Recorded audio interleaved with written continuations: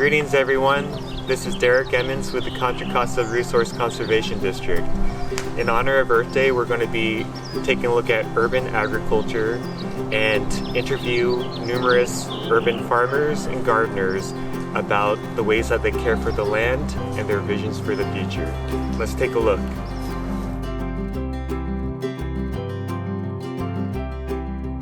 Hey everyone, we're here with Jasmine from Los Medanos Community Healthcare District. Jasmine, would you like to introduce a little bit more about yourself and the work that you do? Absolutely. So hello everyone, thank you so much for having me today, Derek. My name is Jasmine and I am the Community Outreach Specialist for the Los Medanos Community Healthcare District, and I'm also the lead organizer for the Emmons Community Garden as well. So we're here today talking about sustainable practices, right, Derek? Yeah, in honor of Earth Day. So I guess to start, Jasmine, just looking at this community garden as well as Emmons Community Garden, you all are doing so many awesome practices, both in regards to the soil, the diversity of the vegetation, and I guess I was hoping to hear more about what do you and your volunteers do to help take care of the land? Yes. So I first want to start by saying that, in this era of unhealth, that we believe that promoting sustainable practices is what's going to be best to create a future for our earth. So some of the sustainable practices that we practice here and also at the Emmons Community Garden are seed saving practices. We also implement composting as well, in which we take last year's crops out and we put them into a compost bin so that we can utilize that soil to continue to bring life back into the garden. Another thing that we do to promote sustainable practices as well is planting native flowers here so that we can attract native pollinators such as hummingbirds and bees and birds and all sorts of things like that. So those are some of the sustainable practices that we implement at both sites. Hey, that's great. Yeah. Going back to the work that you're doing with youth, I was wondering if you could tell us a little bit more about how you got started in this work. Absolutely. So I can remember when I was a child going back to my first experience in the garden, where I was working with my mom in the garden, and we planted things like corn and watermelon and zucchini. And I remember harvesting the first watermelon that we ever grew. And I was so impressed that little old us could grow our own food. Wow, that was incredible to me. So now that I'm an adult, I can always remember that experience as a child, and I wanted to give that to more children because that will stick with them forever. So I did pilot my first garden program at the Emmons Community Garden. It was called Little Sprouts, and we invited the Head Start kids to come out and explore in the garden, and not only were they gaining communication skills and social skills, but they were learning how to identify plants. When we first started that program, I asked the kids, where does a tomato come from? And they said, the store. And I said, okay, so we got a little bit of work to do. And through those couple months, the kids not only discovered that tomatoes taste good from their garden, but what a tomato looked like from the garden. And they learned how to identify that. From 3 to 5 years old, they were able to identify that. So I said, let's keep doing this work. And so now that I'm here at the Los Medanos Community Healthcare District, we do have a garden academy for the kids in which we have rolled out Zoom classes due to the pandemic. Ideally, we would love to have the children out here in the garden, exploring, digging, finding worms, tasting plants, seeing colors, and things like that. So those are the types of things that we do with the kids. So taking a look at this garden as well as Emmons Community Garden that you manage, the amount of diversity of the crops and the work that you're doing with the soil is very impressive. And I was wondering if you could speak a little bit more about how the way that you do agriculture cares for the land. Absolutely. So I just want to first start out by saying that, we do believe that sustainable practices are going to help us to create a better future. So some of the ways that we implement that here at the Los Medanos Community Healthcare District Garden and at the Ambrose Community Garden is by making sure that our plants are nice and native. We like to plant diverse crops that are going to promote the coming of honeybees and native pollinators such as hummingbirds and butterflies and different things like that. We also do have a kids garden here where we talk to the kiddos all about where their actual source of food comes from. And we also do composting here as well, where we turn over the fall crops. And what we're doing right now actually is that we're turning over our fall crops and we're making it back into dirt so that we can plant our spring crops. So it honors the cycle of life completely. What is your vision for perhaps a best case scenario or sky is the limit dream for this community in finding some kind of balance or reciprocity between living and caring for the land? That's an interesting question. I think that ideally, I know that not everybody has access to raised beds or a community garden, but I think that what the dream is that as a community, we can educate ourselves through food education, and then we can actually grow our own produce, just like we did, in the past. We have become so far removed from the process that, we all think that fruit is only available in the store, but we can grow it ourselves. And I also always hear a lot of people say, I don't have a green thumb, I don't think that I could plant something. I encourage everyone to try. So ideally in the future, I would love to see families out in their own spaces, whether that's on their balcony, growing potted plants, whether that's in their front yard or their backyard, whatever they have access to. Try to grow a little something because you'll be so surprised and pleased with what you can grow for your own family. I'm trying. Yeah, and that's a good thing. That's all you can do is try, and you're always going to be surprised and with what you can grow. And it's organically sourced, it's locally grown, and those are the practices that I think would be wonderful for the community to start implementing now. We are in 2021, and we are seeing drastic signs of climate change. And I think that it would be most important for us to start implementing those practices now. Jasmine, thank you so much for this interview and taking the time to speak with us and showing us your work. It's great work. Thank you so much, Derek, for having me. And, I just want to continue to educate and encourage the community that you have the power in your own hands to grow your own food. So thank you so much for having me today.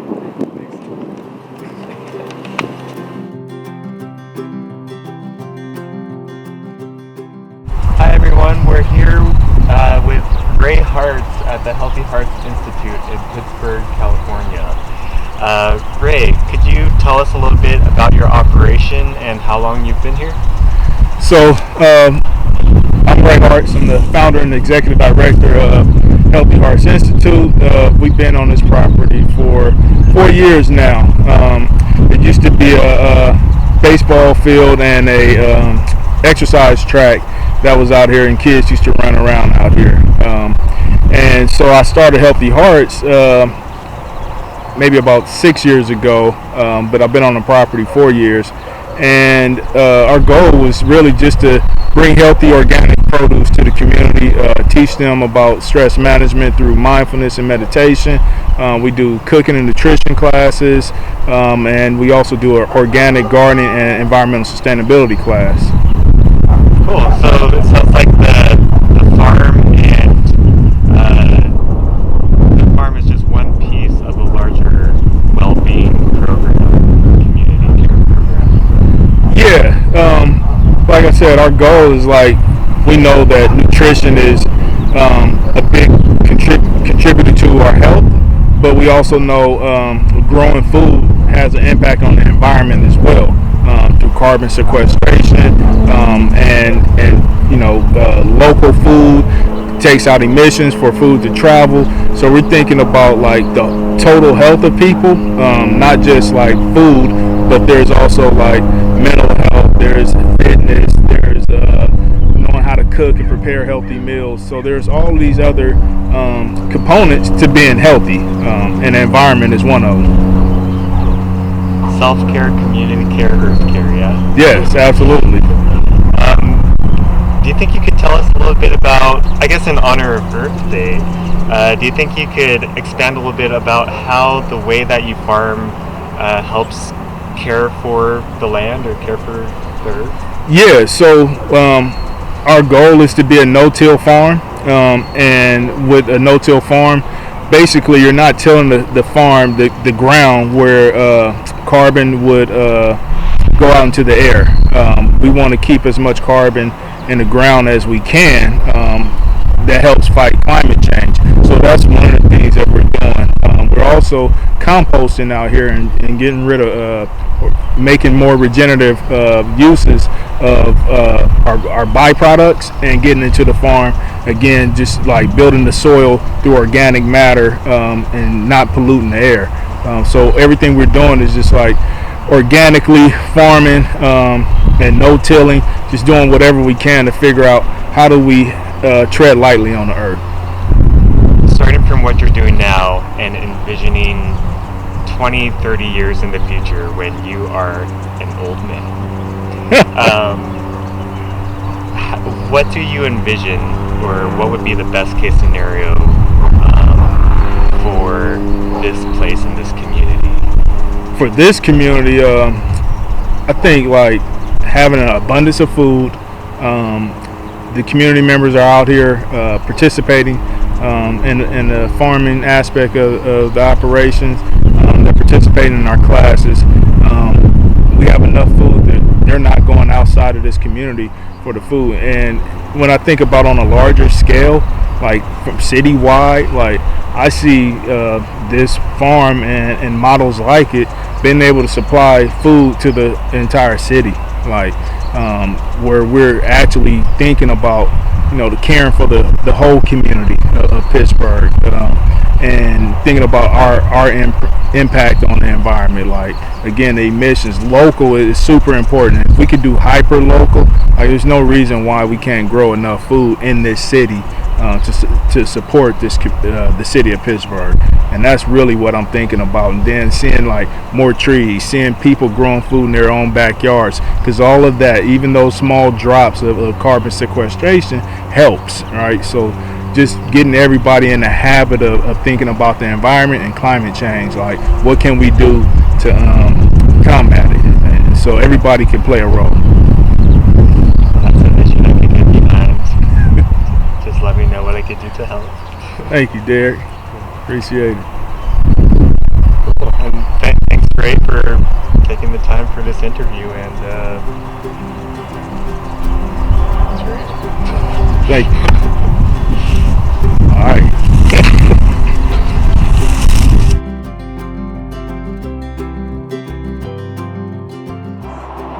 Hey again, everyone. We're here at Family Harvest in Pittsburgh, California, with Mary, Malik, Kim, and Chris. So would you all like to tell us a little bit about your operation, a little bit of what you've been up to here? Yeah, so we are a program of John Muir Land Trust. And I guess about a year ago, we actually started having apprentices. We employ and teach transition age foster youth how to grow their own food, give them community, give everyone a community, volunteers, people in the neighborhood, and job skills. And it's a year-long program, so they stay here for a year, and then there will be 2 people that will go on to a second year if they're really, really into it and want to continue going. Sounds like a cool program. It's pretty awesome. We are also very big on regenerative agriculture, so we don't till. I've been trying to use a lot of permaculture practices and just trying different things. I've been farming organically for 10 years, but this is my first time farming with the thought of soil as a number one. more like a soil farmer rather than a plant farmer. Well, so that definitely brings us into our second question, which is what type of agricultural practices do you do that cares for the earth? You mentioned a little bit of the permaculture and the soil care, but if you all could expand a little bit upon that. Yeah, so like if you look over here, I'm trying to build compost so that we're completely sustainable with compost and we're not getting compost from outside. But as for right now, we get compost from outside, and so we use compost and cover crop. And this time I cover cropped and I covered it with a tarp so it would kill it all, and then I'm just planting right into that without doing any tilling or anything like that. We also have worms, so we'll be using worms to help grow soil. Yeah. I'm trying different techniques that nobody else has tried, like worm tractor. So I have like this little area where I have worms in it, and then I'm just kind of pushing the worms forward, feeding them from the front, and harvesting the castings from the back. And as they move forward, I'm hoping that they'll build all this soil as they're moving along. So we planted, as just kind of a test run this year, we planted our first 8 fruit trees, and that will be this whole back area. But right now we have cherries, figs, pluots, an apple, and a lemon. Does someone else want to? Yay! Hi, you guys. Malik, let's say 20 to 30 years from now, if sky was the limit and this farm, this community, things were looking great, what would be your vision for people caring for each other and caring for the land? Well, we could just like work together as a group and like try to bond with each other and have fun, kind of. Well, I would like to see like all the plants grow and get bigger, really, and see where it goes from there. I'd love to see a whole food forest in Pittsburgh. So instead of just trees, they're fruit trees that are planted. And instead of having just an open land, it's farmed. And that people start doing their own farming in their backyard or on their deck. And that the food that's in the schools is all coming locally from Pittsburgh. And the youth are learning the students will be learning how to cook the food, grow the food, and learn how to eat healthier. Go Team Family Harvest. Woo! Come back and see our hedgerows that are going in this fall. I didn't know you guys planted this trees. spring. That's cool that you guys planted trees. Yeah. Well, I'll be around, so y'all just holler whenever you need 2 hands. All right. Sounds good. Thank you so much. Thank you. Thank you.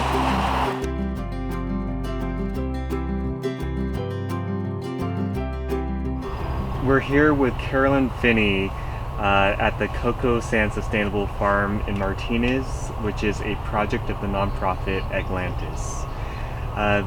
Carolyn, what you're doing here is vast. It's full of life, and I was wondering if you could tell us a little bit more about your operation.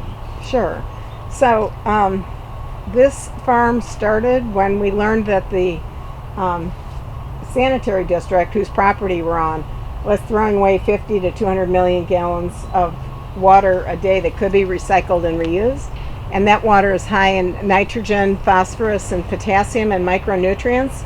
So it's fantastic for agriculture, not necessarily very good for the bay, although they discharge it at the bottom of the bay so the sunlight doesn't penetrate far enough to cause algae bloom.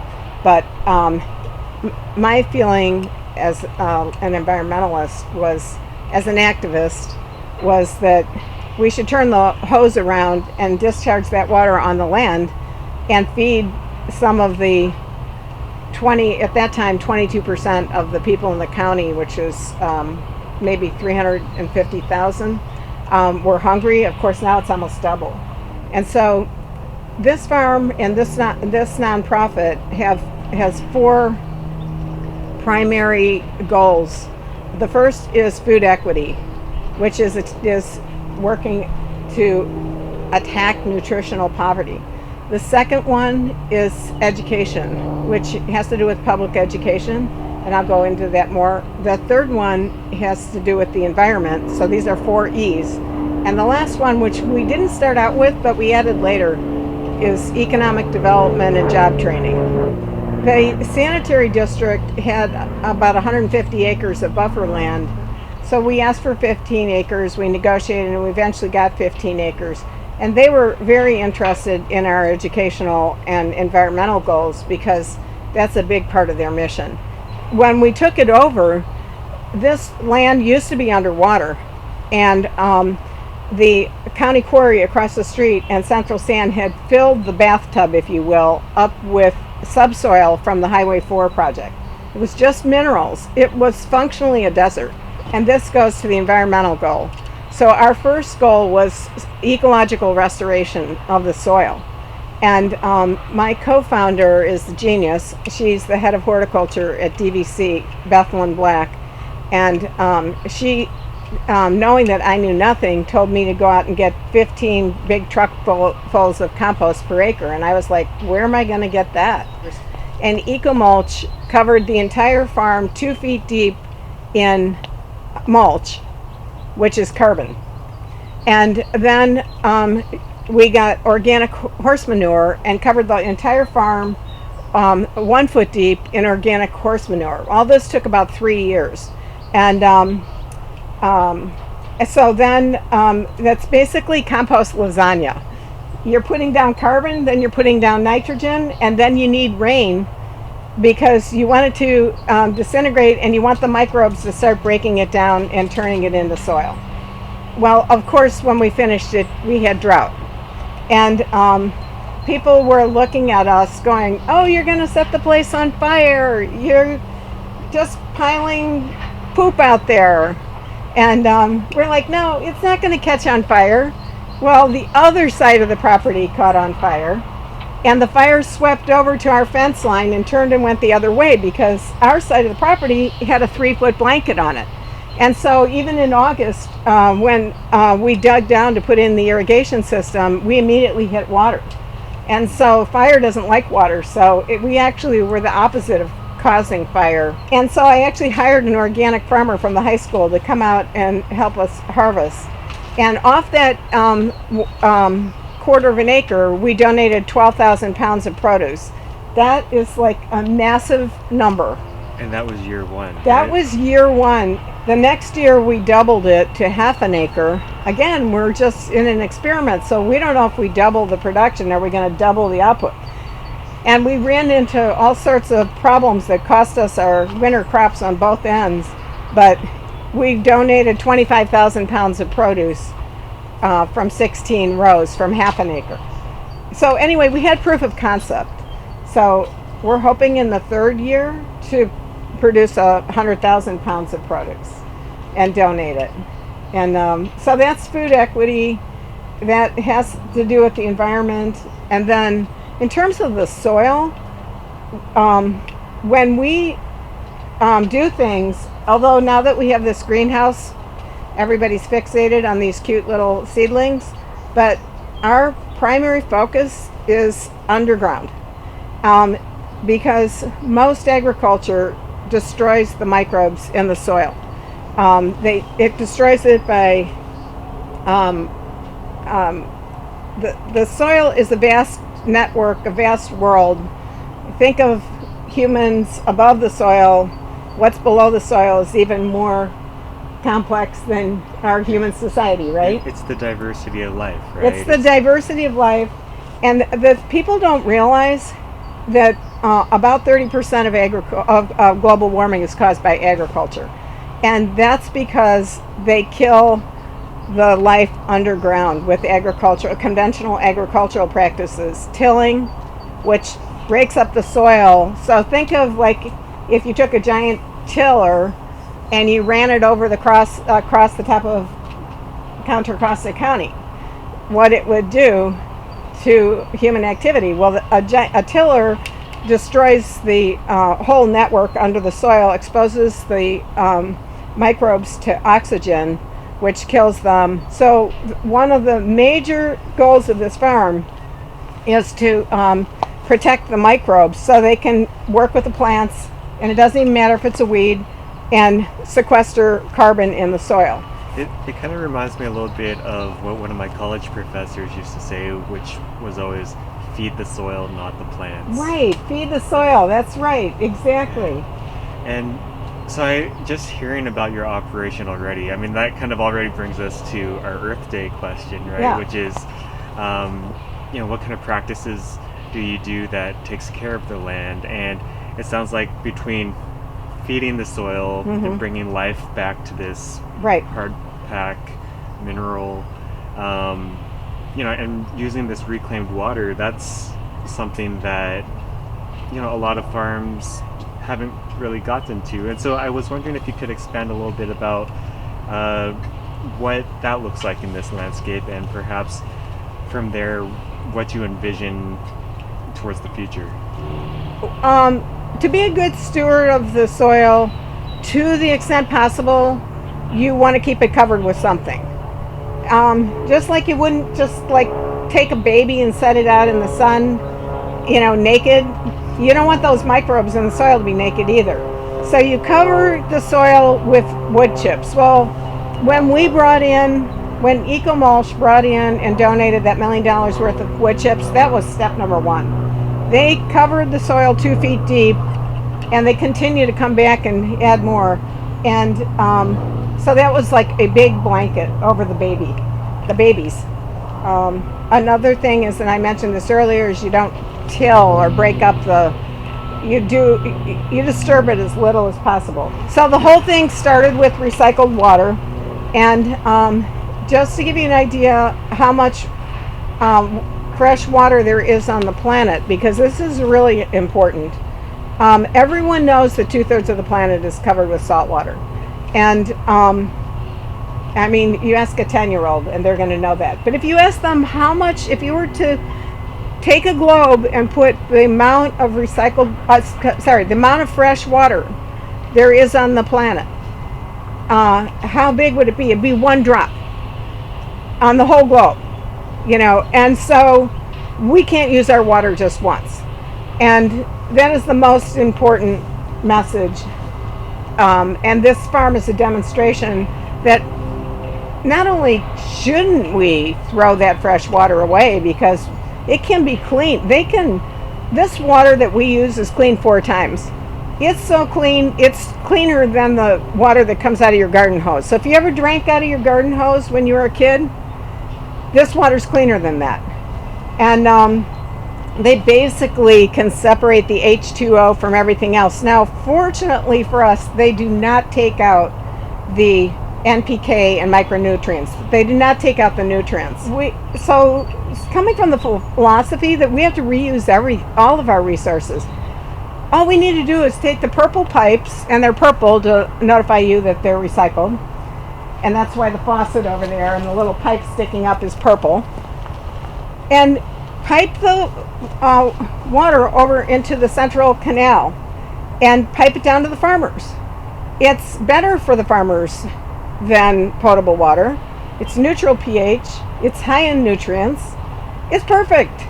And so this farm, part of the value of this farm is to demonstrate, look, use this water, use this precious resource. Look at its fertility. Look what it does when you water things with recycled water. They grow like they're on steroids. They grow better because you're fertigating a little tiny bit every single day. So I'm going to bring it to the final question then, which I think you've alluded to in regards to this notion of scaling up. Yeah. 20 to 30 years from now, what is your hopeful vision for the future? 20 to 30 years from now, how would you like to see these type of practices, or some kind of harmonious relationship Right. continue into the future. I would like to see every drop of water, fresh water, that's cleaned by the sanitary districts to such a high level that really in an emergency you could drink it. They say you can't drink it and you shouldn't drink it, but you're not a plant, so you're not going to grow if you drink micronutrients. And so certainly I'd like to see them turn all that water around and put it on the land. None of it should be going into the ocean. None of it should be wasted. Preferably agriculture. So Carolyn, thank you so much for having me out here to the Cocoa Sand Sustainable My honor. Farm. Yeah, I think you've done a really wonderful job out here, and thank and you. I look forward to seeing this project continue. And the Resource Conservation District, the Contra Costa Resource Conservation District, voted very early on to do anything they could to support us. And that really mattered because they saw our vision. And we were, it was hard for people to see what we were trying to do. So you need true believers, I call them. Early on, the ones that say, yeah, you can do that and that is valuable and we're going to support you and put our, name on your project. So thank you to the RCD. I think that we're vaccinated. We can do this. We can do the fist pump. We can do the fist pump.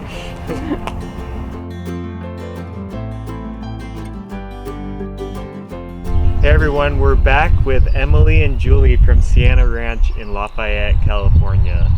Emily and Julie, in honor of Earth Day, could you tell us a little bit about your operation and the type of work that you do? Yeah. So Sienna Ranch is, we aim to connect Bay Area youth with the nature and the outdoors through our outdoor programs to hopefully cultivate a more compassionate and environmentally aware youth. And we're a 22-acre ranch, as you can see behind us, and we run programs for kids age 4 to 14 all year round. We do summer camps and holiday programs and enrichment programs for both after-school kids and the homeschool community. And we're aiming to connect them back to the land with a really deep nature connection. We're all about experiential learning. We want them to see, to taste, to feel, to touch, smell, and to really experience the land that we get to teach on every day. And we're also hoping to connect the kids back to stewardship and how we can take care of the land, learn about where our food grows, where it comes from, how it all works. So the youth work sounds pretty awesome, and especially this part of reconnecting the kids to food systems and the way that we grow food. And, coming back to this concept of urban ag, it looks like you all have a lot going on here. You have the vegetable gardens, the orchards, the livestock. And so if you could tell us a little bit more about how your agricultural practices takes care of the landscape and the ecology, I would love to hear more. Yeah. So we are a learning space, and we are focused on regenerative agricultural principles.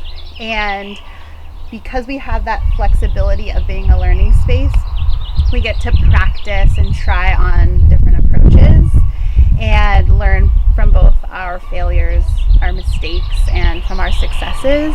And we do get to really take the opportunity to utilize all the different inputs and wastes that we have here on the land.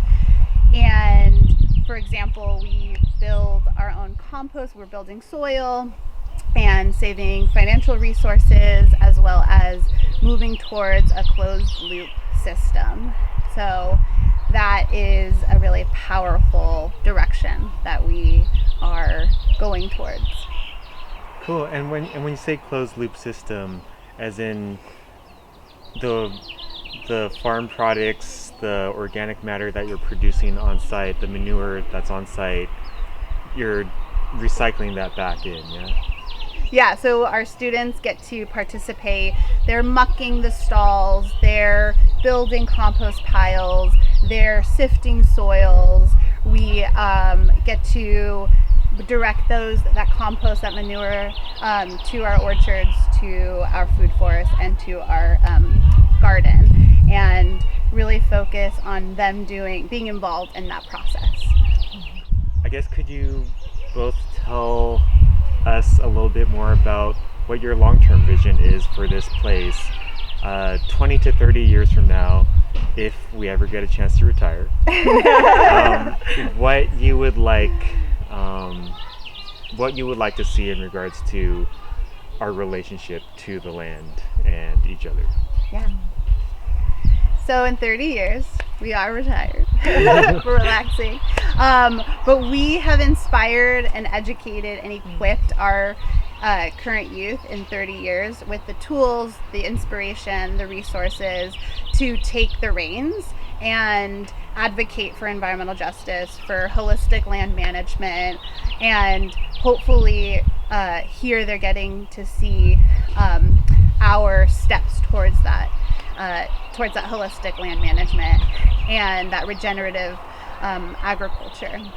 And we have goats, we have sheep, we have horses, and we have the 22 acres that we get to practice integrating all of those elements together. And we hope in 30 years that our community that we are serving through education, that they're able to use our site as a demonstration site and adopt those tools, those visions. And we hope to have really healthy soil. So rather than just looking at what we've created and programs and production, it's more about like, what does our land look like in 30 years? And is it still healthy? Is that soil nice with that beautiful compost smell? Well, I think thus far, y'all are already making a beautiful and fully functional demonstration site. Thank you both so much for having me out here at Sienna Ranch. And before we close out, I was wondering if you had any questions for me.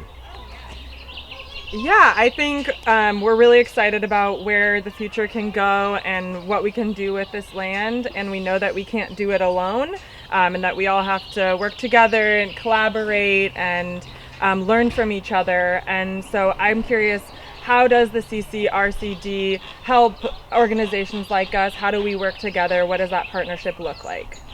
Ooh, there's many pathways forward on that one. So part of what we do is help support urban farmers, rural farmers, community groups with funding programs and grants such as the NRCS EQIP program. There's the CDFA Healthy Soils program that goes to fund planting things like hedgerows, implementing cover crops, mulching. And in addition to these government funding pathways, there's numerous nonprofit networks that we are also affiliated with, and local community groups like our watershed councils and Friends of Watershed groups. And so, moving forward, just maintaining those open doors, and as we hear of opportunities, trainings, we'll stay connected. And if you guys need support or have any ideas, let us know. All right.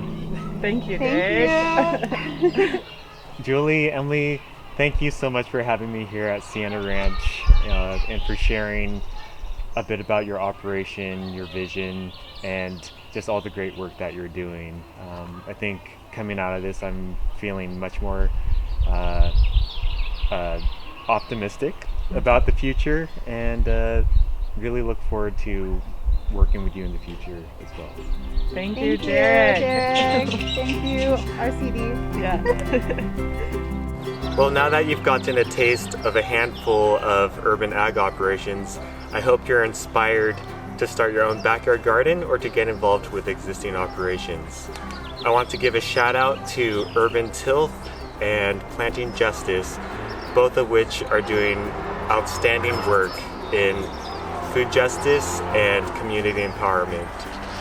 If you would like to stay involved and keep in touch, please email me at the contact below, and we'll see you next time. Thanks.